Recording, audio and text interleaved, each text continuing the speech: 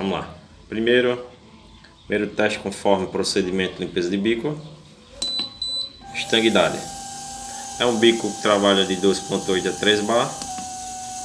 Olha lá, vedadozinho, perfeitamente. Pressão aqui ó, da bomba conforme combinado, ó, diminui e sobe, certo?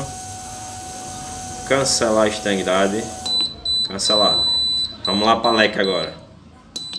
Segundo procedimento. 3 bar de pressão. Vamos ver. Bico injetor.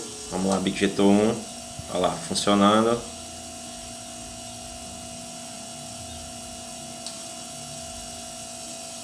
Bico injetor 2.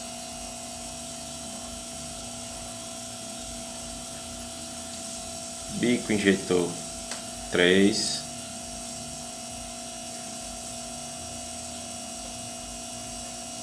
E bico injetor 4.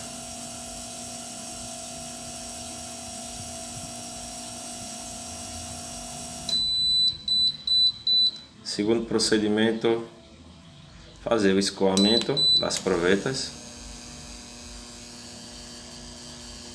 Os solenoides das provetas estão tranquilo, esvaziou. Agora vamos lá para equalização multi, que é 4 bico.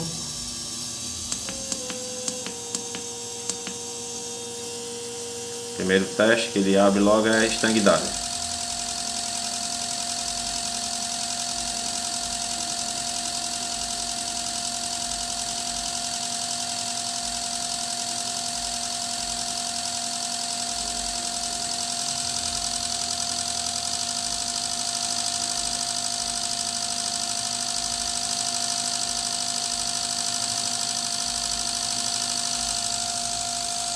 Três bares de pressão,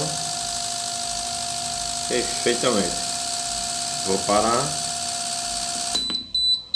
fazer o escoamento.